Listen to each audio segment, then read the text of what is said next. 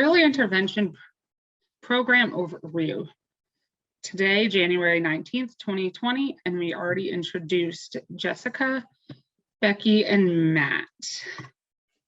Our disclaimer at the ARC. The ARC of Lehigh and Northampton Counties Advocacy Department does not employ lawyers nor provide legal advice. This training or any other provided by the ARC Advocacy Department does not constitute or imply the endorsement, recommendation, or favoring of the providing party or any employees or contractors acting on its behalf. This webinar is being provided for educational and informative purpose only. And now it is my pleasure to introduce our guest, Becky, Supervisor of Special Education for the IU20, and Matthew Martucci, Special Education Supervisor for IU21, and then Jessica, Deputy Administrator for Northampton County Early Intervention and Northampton County Early Intervention. Sorry about that. Thank you guys, and the Zoom is yours. So thank you everybody for being here today. The ARC, Jessica actually asked the IU20 and 21 and myself. I'm also representing Lehigh County as well, since early intervention in the state of Pennsylvania is basically the same across the board. So they asked us just to do a brief overview of what our program is and how you refer and eligibility and some of the details around what we do here for the Birth to 3 program, which is what I'm going to be talking about. And then I'll be turning over to Matt and Becky to do the 3 to 5 program. So a little bit background on myself. I have been working at the county for the last 17 years. I've been at the county a very long time. I've been in early intervention for about 12 years of that 17. So I've been in this program for a while. So I feel that I do have a lot of knowledge on what we do here and how the program works. It's changed over the last several years, but those are always good changes that we go through. So a little bit of history. So where did EI come from? It actually started in 1975. That's when the Congress enacted the very first law that enabled children with special needs to get help from localities. So they actually called it All Handicapped Children Act, which every time I read that, it's like, oh, I can't believe they called it that, but that's actually what they called it. And it really was developed to support the states and localities in protecting the rights of anybody with special needs, disabilities, for not only the children, but also youth and their families. In 1986, it was reauthorized to address more of the early intervention and mandated that individual states provide services to family of children born with disabilities from the time they were born until they, for our program, it actually went up to the age of 3, but before that it was up to school age. So they actually enacted this one so that the birth to 3 population would be included with the Special Needs Act. In 1990, that's when they did a second reauthorization of the law, and that changed the name from the EHA to Individuals with Disability Act, or the IDEA. And that's actually where we fall under in regards to the laws and the regulations, the policies, procedures. That's all of early intervention, and that's what we have to follow when it comes to providing services and evaluations for families and their children. That law actually also added traumatic brain injury and autism as a new disability category. It also talked about transitioning. So we have to make sure that all kids transition from not only the Birth to 3 program, but then when they turn 5 or 6 and when they go to that school age program, which Becky and Matt will talk about that. It also added due process in there for parents to make sure that their rights were being looked at and that they were getting exactly what they needed and what the child qualified for and what services they needed.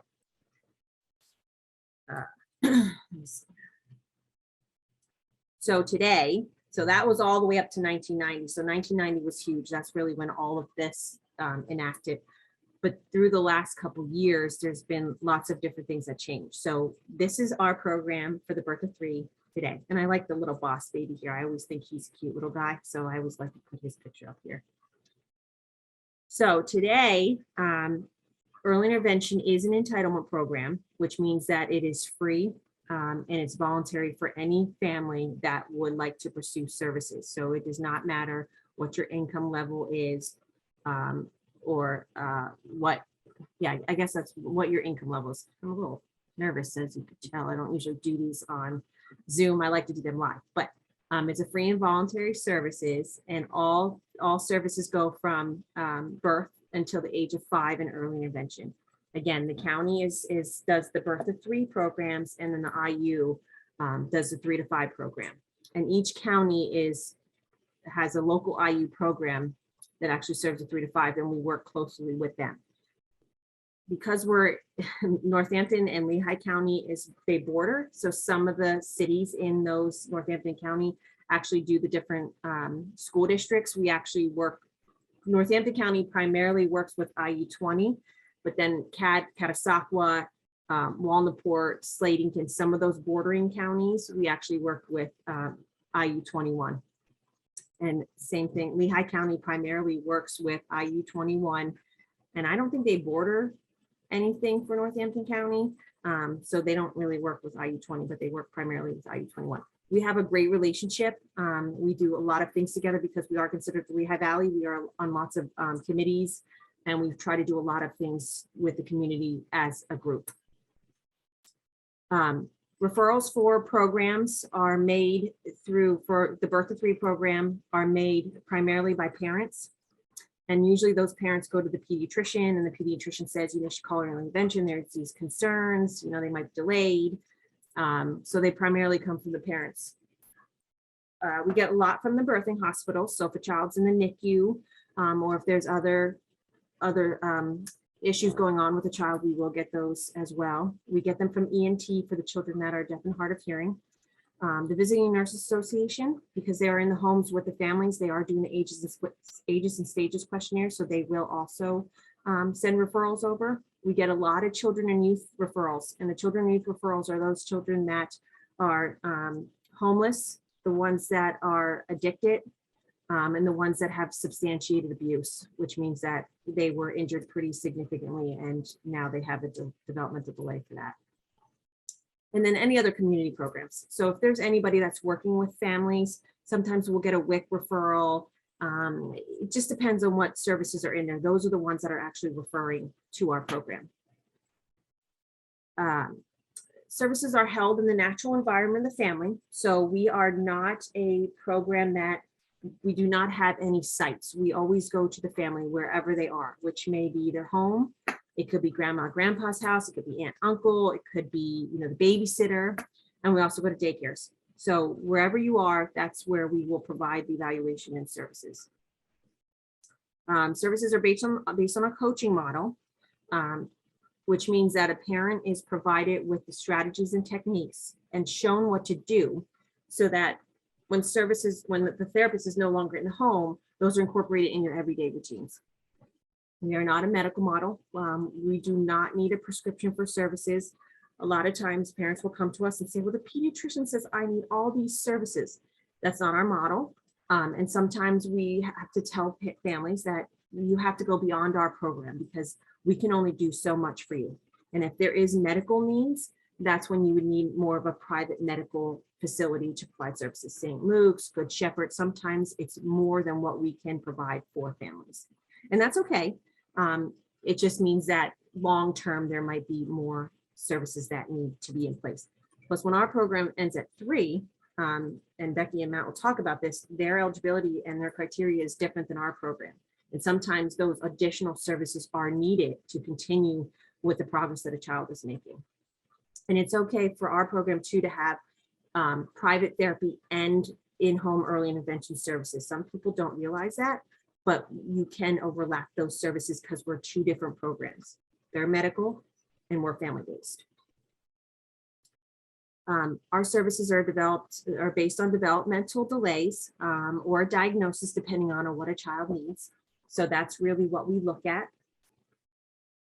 We are, the other things too, we only services, a lot of people think that if a child is placed in foster care, if they're in Lehigh County, that Northampton County will serve those children. The child has to be placed in Northampton County or wherever that child is. So if they move from Northampton County to Lehigh County, that case will be transferred to Lehigh County. The state has developed, and we'll probably be changing this, but they have developed a really nice program that the services just follow that child. So there's no need for another evaluation. They just get the IFSP from us. They get the individualized family service plan, which has all of the services on there, and they just continue with the services. There's no overlap or there's no delay in services. And then when a child does turn 3, we will help them transition to the IU or the community, depending on what they want, and exit them smoothly. We try to. And then the other thing is too, that our program, which a lot of people don't realize, is that children can come and go in our program. We're voluntary. So if there's other things going on in someone's life and they just can't handle the services, or they don't need them right now, or we have families that they'll go on vacation or they go over wherever their home country is for months at a time, we just stop services. And then when they come back, we just start them up again. We also have children that might come in as a very, very small baby, a month old. They might have some gross motor concerns. They do very, very well in our program. They make progress and they discharge. And then they might come back again at 2 because there's some speech concerns. So our program is not once and done. It's within that 3-year period that they can come and go as much as they need to. So our requirement, our eligibility requirement, because we are a state-run program, there is eligibility requirement. So even though you have concerns, you still have to have eligibility criteria in order for us to provide you with services. We use a standardized test. We have an independent evaluation team that provides a standardized test for the family. You know, that day, whether or not the child qualifies, and that test will show you where that child is developmentally. It is a range. All children develop differently. So not one child fits in a box. Every child is different. So in order to make sure that children meet the criteria, the state came up with this eligibility. So a child has to have a 25% delay. They have to have a diagnosis with a high probability of a developmental delay. And basically what that means is a child that has a long-term delay or disability. So Down syndrome, a child that has hearing loss, cerebral palsy, autism, visual impairment, all those children would qualify under the diagnosis because they will have a high probability of having that developmental delay. Doesn't mean that they will. It just means that we're there to help them and support them, and they don't need that 25% delay to be provided with services. And then if a child doesn't have a delay, or they don't have a diagnosis, but the evaluation team is looking at them going, you know, they're right on the borderline. There is still some concerns. We really think that this child needs services. They can use an informed clinical opinion, which that's just saying that in their clinical opinion, this child does qualify for services and could use some additional support. We see that a lot with the motor kids because the testing that we use doesn't show a lot of that quality over the quantity. So the therapist might say, well, there's some low muscle tone and they need some additional help. We have a lot of sensory kids that don't fit the standardized test. And then also those kids that are a little bit older that they might qualify for the IU, but they don't quite qualify for us. We can provide some services depending on what their needs are. And if the speech is there. If their receptive level is through the roof, so they are understanding everything, they know what's going on, they're listening, they're pointing, they're doing all that stuff, but there's no words, and they're at that certain age, that's another informed clinical opinion type example that we use a lot for those children. Provide services. So our evaluation and services, we have in Northampton County 12 service coordinators. There's 2 supervisors, myself, and a clerical person. And when we're fully staffed, it's wonderful. And then, of course, right now, with everything going on, we are still in the midst of hiring. I have 3 Spanish speaking. I will have 3 Spanish speaking, primary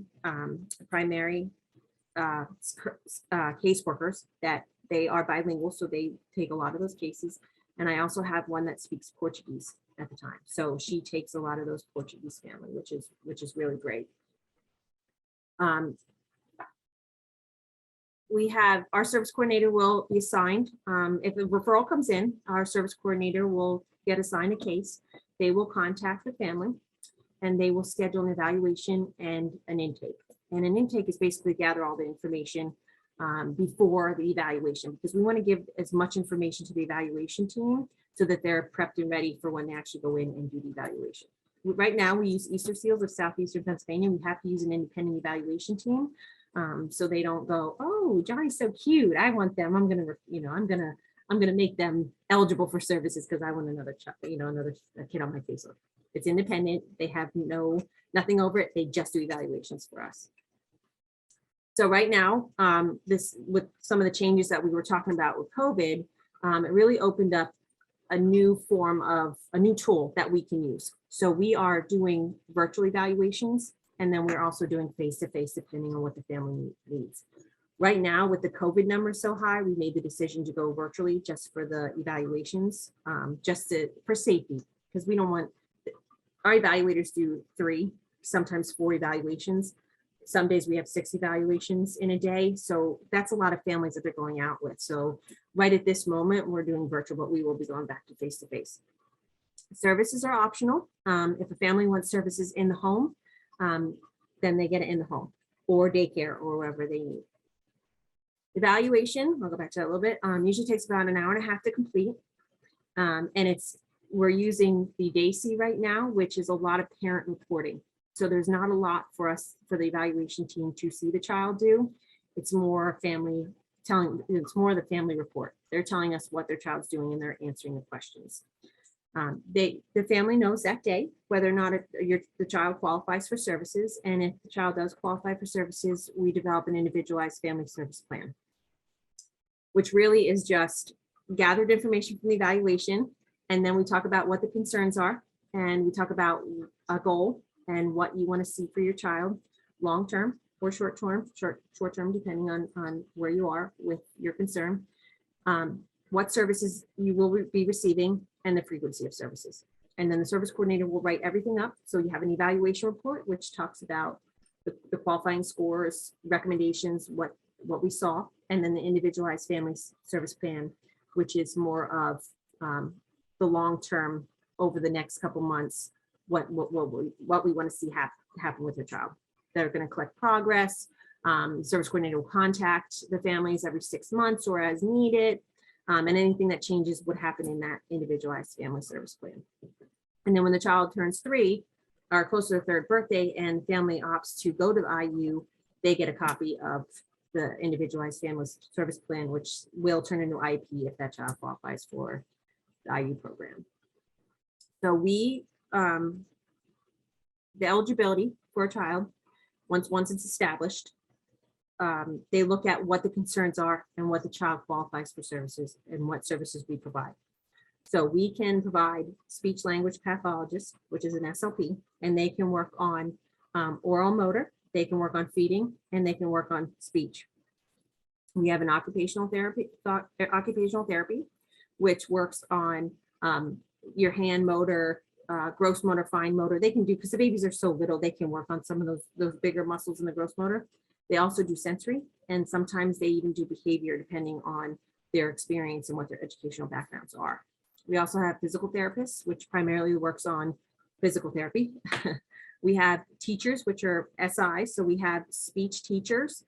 And then we also have special instructors, which are pre-language, and they're working on more of the receptive, some of that behavior stuff. Some of them will even do some sensory stuff if a child qualifies for that. We also have a hearing specialist and we have vision specialists as well. Our services could last anywhere from 3 months, 6 months, all the way up to a child's 3rd birthday. Just really depends on what the child's developmental delays are and how much progress or lack of progress they are making. Our service coordinators, as long as they are with us, they stay with the child until they are discharged from our program. So they are your point contact for the families, and they not only develop that initial individualized family service plan, but they can also help with other things. So they are there to support the family. They are there to help with childcare. If there's questions with, going through the ELRC, the Early Learning Resource Center, finding a childcare center. We help families sign up for medical assistance. We are, even though they're service coordinators, they still have that casework background and can provide the family with additional services besides their early intervention needs as well. So a lot of people don't realize that as well, but they do have a diverse background of all the human services programs in Northampton and Lehigh County. So we'd also, if a child comes to us and a family has concerns, and we do an evaluation on them, but they don't qualify for services because they don't meet the criteria. There's no developmental concerns. They're doing wonderful, but there's certain criteria that they could hit that we can track them.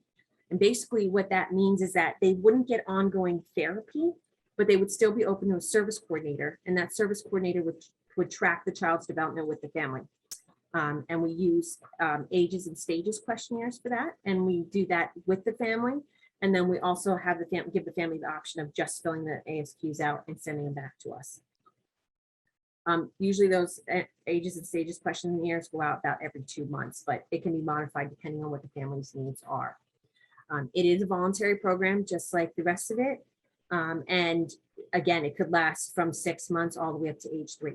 Usually we'll say to a parent, your child's 2.5, doing really well. You don't need tracking anymore. They're great. Here's some ASQs. If you need any assistance, give us a call back. Here's the IU's number. In order to qualify for that tracking services, though, there's certain criteria. So the baby has to be in the NICU. That's one of the criteria. They have to have low birth weight when they're born, and it's under a pound. I don't exactly know the weight limit, but it's very, very small when they were born.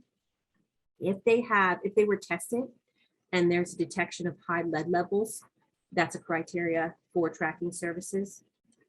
Indicated child abuse. So if a child was abused and the family was indicated on, that's a criteria for tracking. And then the last one that was added recently, a couple years ago, was homelessness.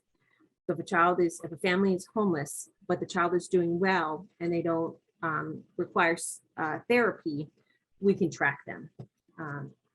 Most families are busy. They don't have time for that. Their priorities are different, but they always know that we're there. We can send them ASQs. We can help them with whatever they need. It's just another service that we can provide for a family if they want it. So transition, this is a big one. We don't just let kids come to our program and then go, okay, see you later. Especially at age 3 or close to age 3, we make sure that the child is able to, and the family is able to go wherever they need to go from our program. Our program stops at age 3. It's a day before the 3rd birthday. Our program cannot go over that age limit. It does not allow us to. The system we use doesn't allow it, and the policies, the regulations say up to age the day before the 3rd birthday. So the state come in and back in 1986 and said that this needs to be part of all of the children's plans. So any child that is aging out or a child that's older and leaving our program because they discharged is offered some sort of transition, whether it's to the IUs or whether it's to a community setting. Each county in the state of Pennsylvania works with their local IU program to make sure that that transition happens for every child, and that there's regulations and there's procedures that we follow to make sure we don't miss anybody. The state is very, they're very, I can't think of the word for it.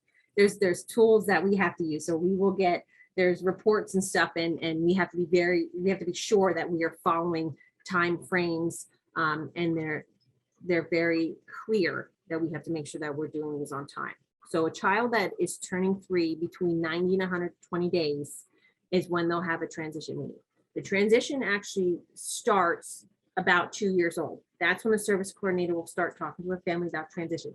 The child will be 3 in a year. We're going to start having meetings about this. We're going to start talking about what you want when your child does turn 3, whether you want a meeting with the IU or you want to go outside to the community. So that starts early on, but the actual planning of it starts between 90 and 120 days. The meeting includes a representative from the IU program, the service coordinator, the family, and any other member of the team that the family would like to invite. Sometimes they want a therapist there, sometimes they want an advocate there, you know, whoever they want. It's fine. That's usually who comes to the meetings. The meeting establishes information about the transition. It updates development of the child. So we'll talk about what's going on at the present time so the IU is aware as well, what services they're getting, what goals, and what they want to see after they leave the Birth to 3 program, and what they want to see happen afterwards, whether it's through the IU or not. And again, I wrote in here, if a child does not want a transition meeting to the IU, which sometimes happen, then we offer them a community transition meeting so that when they're done with us, they are prepared to know whether it's a Head Start referral, whether we say, here's some great preschool programs that you get your child in, the pre-K counts program. We will make sure private therapy, whatever the family needs, we make sure that we provide them with the information so that when they leave our program, they have something in place. So that's the whole early intervention in about 10 minutes that I did. I feel kind of winded and I need some water. But the program is, I always say that throughout the whole Department of Human Services, this program is the best. It's not only families want us in your home, want us in our home, in their home, we are providing services and we see progress with these kids. So I always look at it, because I'm the director here, so I don't really get out as much, but I look at it as we are the first people these families turn to. They come home with a brand new baby and they just, everybody wants just 5 fingers, 5 toes, healthy baby. And then they see other things going on. And now they're going to, you know, they're going to GI doctors and they're going to ENTs. And now all of a sudden they have to go to a developmental pediatrician. We are there to help. And that's one of the best things about early intervention. I can say for the Birth to 3. 3 to 5 program is just as good, but for my program, it's one of the best programs in Department of Human Services. We can really get a good start with these kids, with these children, and what parents need, because they are going to deal with whatever that child needs for the rest of their life, for the most part, if you have a diagnosis. But if it's just a delay, we can get them early so that when they go to the next programs, they are ready to go. So our program is one of my favorite. I've been working here, like I said, a long time, and I will promote it until I'm no longer working for early intervention, because I think it's that important for families to know who we are and how to get a hold of us. So on this screen, I do have the referral and contact number. These are our direct numbers to the county. So if you call the 829-4800, you will get our INR department, and Lehigh County is a 3200 number. And then for both IUs, they put their information on here as well, so that you can call them directly. There's also a connect line. So if you would just Google early intervention in Northampton County, you would get a general number, and that will, they will also connect you with the right counties for the referral process. You can even call me directly. If you look it up in Northampton County, my number's on there. I take referrals all the time. If you have any questions, I don't have a problem with talking to anybody about a program, your concern, even if it's just a simple question. I don't have a problem with that either. I actually do that quite frequently in my role. Yes, thank you so much for this great information. We appreciate it. Thank you for having us tonight. My name is Becky Eller. I am the supervisor of early intervention preschool program. So when they turn 3 and 5 at the IU 20. So we service, I believe, as Jessica mentioned, Northampton County, and we also go up north into Monroe and Pike counties. So I was all the way up at Pike County, and I live all the way at the bottom of Northampton County, down in Hellertown. So I've hit the gamut today. But again, thank you for joining us. I too have been with this program for a really long time. I started out as a teacher in early intervention at the IU 20. So I won't go back to how far that was, but it was a really long time ago. I've been a supervisor of the program for 16 years, and it's kind of cool that I'll never forget, because I was pregnant with my son at the time. But again, you start a new job, you don't think you're going to go into labor 3 months early, but I had my son at 2 pounds, 4 ounces. So I got to experience the wonderful Northampton County early intervention services. And I feel like it really gave me the whole gamut, not just working with it, but living it, and never wanted to let those wonderful people that came into my home go. But I did. And, like Jess said, it's a great program. And I think we continue on with that in the next steps, kind of getting our kiddos ready for kindergarten programs, school age programs, and kind of along the gamut. So I know I'm going to start, but I'll hand it over to Matt quick to introduce himself, and then I'll jump in. Thank you, Becky. My name is Matt Martucci. I am one of the 2 supervisors for early intervention with the Carbon Lehigh Intermediate Unit. Similar role to Becky, but our organization covers Lehigh County and Carbon County. So that's the areas that we support. Myself, I've been in this role. This is my 5th or 6th year as an early intervention supervisor, but have been working in the field of special education for 16 plus years now. And in a supportive role as an administrator for like 10 years now. So I love helping families, love educating families and connecting families to services. So I came to early intervention and truly found a passion for this particular age group because of a lot of what my colleagues here have said about this, the impact that we're able to have at this age, and being able to connect and help families at a very personal and meaningful level. So I'm going to turn it back over to Becky. Becky's going to run through some of the differences. Jess did a really nice job of giving a good overview of early intervention. There's a lot of similarities between our programs, between the preschool program and the infant toddler program, but there are few differences as well. So Becky, you want to kind of start us off here, then I'll jump in towards the end. You got it. Oh, before I do that, I do have I'm going to introduce my new colleague, Allison Buchery, is the other supervisor of early intervention with the Carbon Lehigh Intermediate Unit. Allison just came on board with us last week, so I'm very excited to have her, and she's going to be a great addition to our team and the families and all of you out there. So Allison, anything you wanted to say before we moved on? No? Okay. All right. So again, a lot of the slides are similar to Jess's. I tried to tag team onto her PowerPoint, but it kind of sometimes is easier to just kind of go with what we know. So same kind of thing. We provide free supports and services to eligible children. And again, we went with the whole global thing to birth to age 5, but the IUs mainly deal with ages 3 to 5.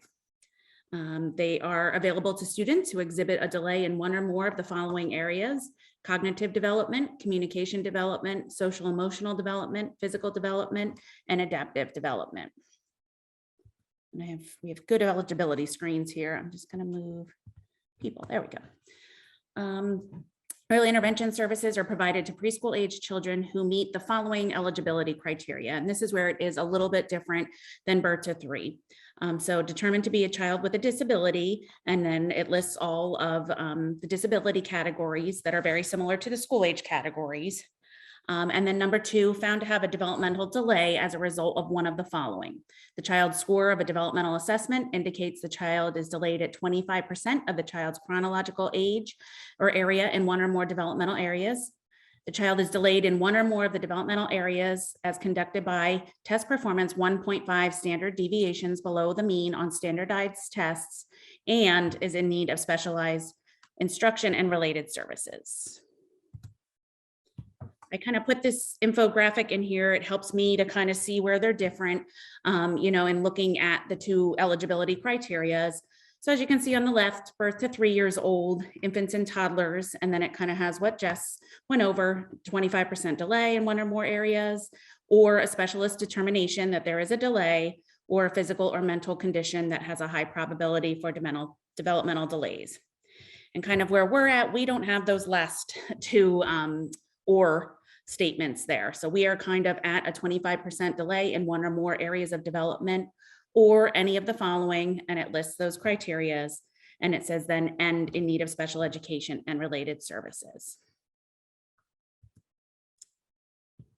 Okay, during our evaluation process, similar to what Jess said, we're going to do kind of more a play-based assessment. The difference is they would come to our facilities typically, or we would go out to daycares, preschools. Again, it's where it gets a little bit more school-based, and we're preparing them and looking at preparing them for a kindergarten or even preschool, daycare, childcare program, depending on their age when they come to us. We get referrals, just like Jess mentioned, through all those different places, doctors. I think a bigger one that we might get is daycares and preschools might recommend them when they see they're not performing or, have some difficulties as compared to their same age peers. But we get them through doctors' offices, children and youth, same ways. I just think those areas there with daycares and preschools is maybe where more of ours come from. A bulk of ours come from the Birth to 3 program. So we do, as Jessica mentioned, have wonderful relationships with all our county programs where we meet, and we kind of have transition on both ends. So we have the Birth to 3 transition, and then as Matt will talk about, we have a transition on the other end as they get ready for kindergarten. So we're not always in transition status, but some days it might feel like that. After an evaluation report, we follow more of a timelines of a school age program in that we don't do the evaluation that day and hand it over.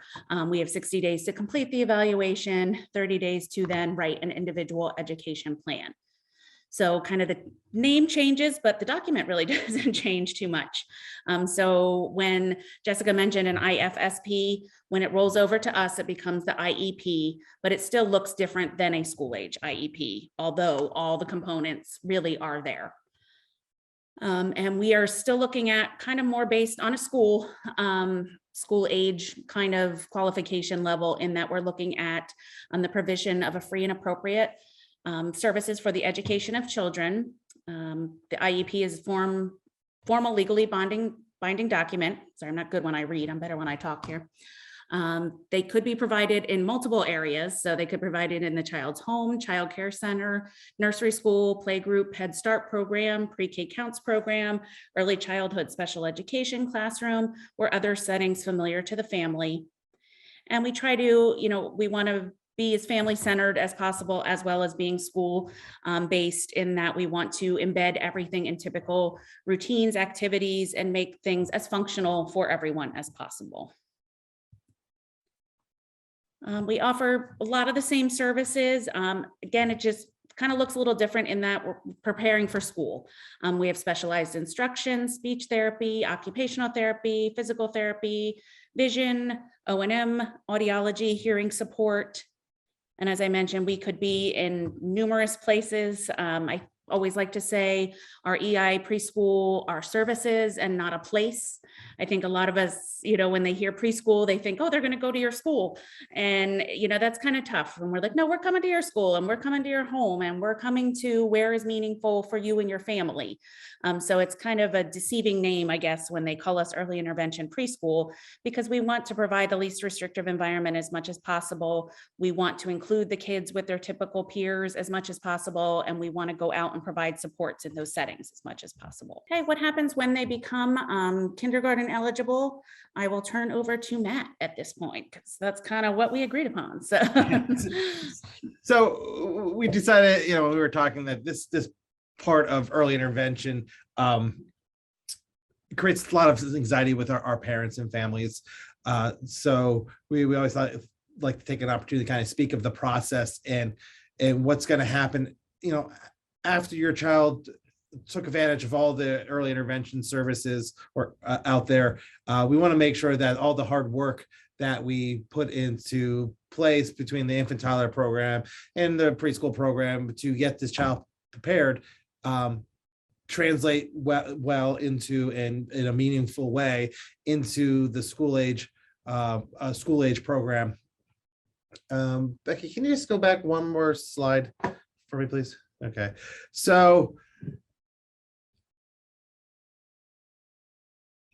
You want one more? So there is just like the process that Jessica spoke about, from going from the infant toddler program to the preschool program, is a very similar process, that there's certain timeframes and dates and targets and things that have to occur when we're approaching that year of eligibility. So a child typically is eligible for kindergarten if they are 5 by September 1st. So if a child's birthday falls the September 2nd, many districts would say that child would not be eligible till the following year. The one difference between when we get from going from an infant toddler transition to preschool compared to the preschool to school age one is there are many more school districts. In the Carbon Lehigh intermediate unit, we are supporting 14 different districts in this process. Every district has some different nuances and some different ways that they will assist a parent and guide them into their programs. IU 20 where Becky works, they have just as many school districts. So just We have go 13. from, what was that, Becky? 13. Yep, 13. same amount. So you're going from 2 infant toddler programs in the Lehigh Valley area, Lehigh County and Northampton County, and then you're going to 2 intermediate units that's supporting Lehigh County. Now you're going to 27 school districts. So that's why this transition process sometimes and a lot of times creates some anxiety with families getting there, because there's a lot more unknown, because every parent is going to have a little bit of a different experience based on the district that they're supporting. So some important dates, Becky, can you move? Thank you. So we're in the thick of transition. So any child right now that is eligible next year for kindergarten, we are actually starting that process already, which again, because the state and everyone who wrote the regulations see this as important as we do, as making sure this transition is successful. So parents are made aware of this upcoming timeframe as of in the December, January timeframe of the year prior to kindergarten. So we are already starting some conversations and making parents aware of this process, or already have, for kids that won't be transitioning till next school year. Now, in January and February is when we have the initial meeting where we as an IU connect the parents with the team or individuals in their school districts where their child could potentially be transitioning to. These meetings are wrapped up by the beginning of March. And then really from March through the springtime and into the summer, the districts are then taking the information and assessing and evaluating each child on an individual basis in determining what services that child might need to continue with to be successful in a school age program. So one of our primary responsibilities that we take very seriously is connecting those parents, making sure that one, they know who they should be now talking to and working with to get the answers to their questions, but also making sure that we are feeding that district with any requested information or relevant information pertaining to the services and the needs that child had while they were with us in our program. Becky, can you go to the next slide, please? So the first real big meetup is that transition meeting, which we're in the thick of it right now. We have almost all our districts do individual meetings. So we have 600 and some kids transitioning. Becky, I'm sure you're right around there too. And so we are holding in the month of February and January, 600 individual meetings with districts where the parents are invited to meet with the district and a representative from the early intervention program. At that point, there is a document that is shared, which is called the intent to register. The document, basically, the parent will then indicate if they intend or do not intend to send their child to kindergarten next year. It is not a final decision. It is exactly an early intention. What is your intention? If a parent signs that they intend to send their child to a school age program, or to that district, that then gives us as an intermediate unit the okay to go ahead and share information with that district. So that is something that is discussed at that meeting. So usually at the meetings, the intent is presented to the parents from the intermediate unit. The intermediate asks the parent, what are you thinking next year? Do you plan on pursuing kindergarten? If they say yes, they sign the intent, and then really at the same meeting, we then turn and say, hello, here's the representative from, I'm just picking one, East Bend School District. And then that district will then start explaining to the parent, what to expect in the coming weeks and months as they prepare to get to know your child and set up services for a potential start in September. All right, Becky, next slide. So again, this is where it's really important for us and for families to really get to know their district representative, because the districts have some different options on how they can approach a child with early childhood IEP. So they can actually accept the document as is and start services based on our documents for the beginning of the school year. They can also accept the document and make some revisions to that document and then move forward at the beginning of the year. But many of the districts will probably do the third option, which is they're going to do their own evaluation. They're going to take the information from us and they're going to use it to guide the decisions on what type of assessment they can do, who needs to be involved, and then they're going to conduct their own evaluation. Those evaluations take time, just like the same timeframes in early intervention. Districts get 60 days from when you sign a permission to do that evaluation to complete it, and then another 30 days if the child qualifies to present an IEP. So that is one of the main reasons. That's almost 3 months involved in just evaluating and proposing services. That's why these transition meetings occur so soon, so that the districts have ample time to make sure they're doing a quality job with that evaluation. With options 1 or 2, many times if a district is picking that, they're basically saying, we're going to implement some services, make sure your child start, and then we will potentially do the evaluation in the following school year, while the child is already enrolled in participating in a school district program.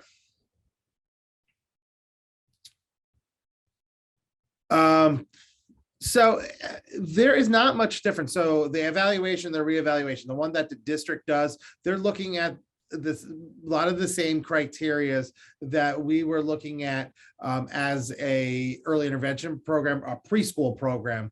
The one area that now does not become a area where a child can qualify for a school age services is that idea that a child has a developmental delay. So a child would need to get special education services in school age, need to qualify in one of the 13 categories of disabilities. And that is set up under IDEA, what Jess talked about early on. That's in the special ed law, that developmental delay, that where we're looking at a delay in those developmental domains is a categories that's specific to young children. So once you get to the age of school age, which is age 6, that developmental delay is no longer something that a district can provide services based on. So, and again, once they have a child qualifies, a family, a district has 30 days from that presentation of a completed evaluation with a determination that a child's eligible for some type of special education services, to present an IEP to that child family for them to consider. The one thing I always encourage families is, when you hear all this, is when you're making that initial decision, do I sign an intent or not?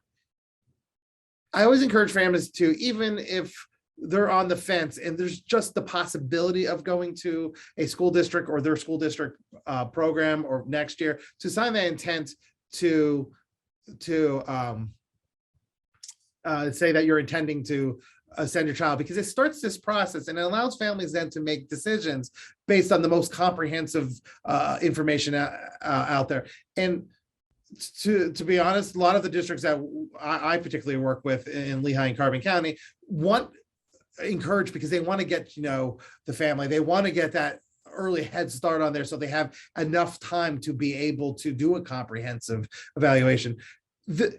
Throughout the process, if your child does qualify, there will be opportunities for all parents to say, yeah, I see your proposal, and thank you for the offer. I'm not interested in these services. So there is opportunity, even though you initiate the process, to kind of exit it along the way, which also includes taking a turn back to early intervention for an extra year. Becky, I know what I advise my families, and I'm going to let you chime in, that it is not a very complicated process to reverse this for us. In a lot of ways, I tell families it's actually easier to reverse than to start the process with the district. Yep, I agree. We encourage all families to go through the process, even if you're just not sure. Like Matt said, it's the district gets to know them, but they get to know, you get to see what's out there. You can ask questions. I always encourage families to ask to see some of these programs. I know with COVID, that was difficult, but the more you see, can I picture my child there? Is this something, that I think another year would help, not help? All those things are great things to do, and just keeping the process rolling is awesome. And like Matt said, coming back is as simple as calling us and saying, we just keep the IEP going until we know they went to kindergarten. So you call us and say, nope, they're staying back. And we're ready to go the next time the program, the next day that your child would get seen. So it really, to us, just keeps rolling. But Matt said, we always try to encourage families just to see what's out there, try to go through the process. And if you go through it twice, you're just gaining more information. And with early intervention services, with preschool and infant toddler, we're going year round. So our services continue while a parent's going through this process. We are still providing services right up through August, typically. So that's why it's really not a challenge for us to a parent to go through this whole process. As I want to continue, because we haven't stopped ever. We literally don't stop until that child gets on that bus and heads off, or gets dropped off at that school to start kindergarten. All right, next slide. And again, this is one of those exits, notice of recommended educational placement. Those are used throughout the preschool program to solidify our recommendations and have the parents agree. School age programs will do the same thing. So that will be the formal offer after you go through this evaluation that says, hey, we found a child eligible, and we believe a child needs this. This is what we need. So it's another opportunity to go through this process and have, as a parent, to have that input into the ultimate outcome of what will be established or put in place for the child when they start a school age program. Just a little side by side here. There's a lot of similarities, because again, when we're going from the infant toddler program with Jess to preschool to school age, we're that intermediate, that middle step there, intermediate step between that family-based model to getting that child ready to be successful in a school age program with peers, around socialization, all that stuff that goes along with going to school. So we start seeing a lot of similarities because we're working towards that, but there are some key differences. One of them was I already mentioned, which is that we do a 12-month program. We have no more breaks than 3 weeks, or longer breaks than 3 weeks in our services. So we're always interacting and involved in those families throughout their years with us. But when you get to school age, you have summers off. So that's where you have more of a discussion of extended school year with children. Once you get to a school age program. The other difference I have on here is that, the reevaluation, usually when a child's in preschool, because they're with us for approximately 3 years, give or take, depending on how the kids' birthdays fall. The child will be evaluated when they start our preschool program. After 2 years, we'll do another one. So typically a child gets an evaluation with us and a reevaluation before they start a school age process. Once you get to school age, their reevaluations to determine continued eligibility in a school age program is 3 years. We do 2, they do 3. So that's, there is a caveat there for in Pennsylvania regs for children with intellectual disabilities. That is children who meet that eligibility criteria are evaluated every 2 years. But for the most part, it's 3 years in school age. All right, next slide. We're going to share out the slides. So there's some great resources here. Again, I know all our families, because we get to see those families and support those families through the transition from the infant toddler program, and then we get to graduate them to the school age. I know frequently it happens that when we're first meeting those families coming from the infant toddler program, we welcome them. And I've had families over and over again because this is not the transition I'm worried about. This is not the one that scares me. It's the one in 3 years for now. So that's why we really try to give resources to parents to help them with their anxiety and connecting them with people they ask questions. Because again, I said, we're going from 2 organizations that support the Lehigh Valley to 20, what did it say, 27 school districts so there's a lot of competing, I don't say competing, but a lot of different approaches to this process. And it's really about us connecting to the people in their neighborhoods and their community schools that will be able to help take down that anxiety as they go through this process. So again, we just want to make sure that all our hard work continues and really sets that child up for success. Our contact information for myself, my email's on there. I love talking to families and providers and everyone else there. I take everyone's feedback and questions and ideas to heart because, I think we all agree that, we're in this work to not just do a job, but to make things better and to keep improving things and making things better for children. So our numbers are there, feel free to contact us with additional questions. If you think of something after this presentation, feel free to reach out to us. Yep, absolutely. I agree. Anytime. We love working with families, love working with professionals, sharing what we do. So anytime. I think that was kind of all of our presentation too. So thank you. Thank you all so much. We really appreciate your presentation. This is fantastic. Great information. There is a lot that comes with transitioning between all 3 of these programs, or 2 of these programs into your 3rd of K through 12. So we really appreciate you all breaking this down for our audience.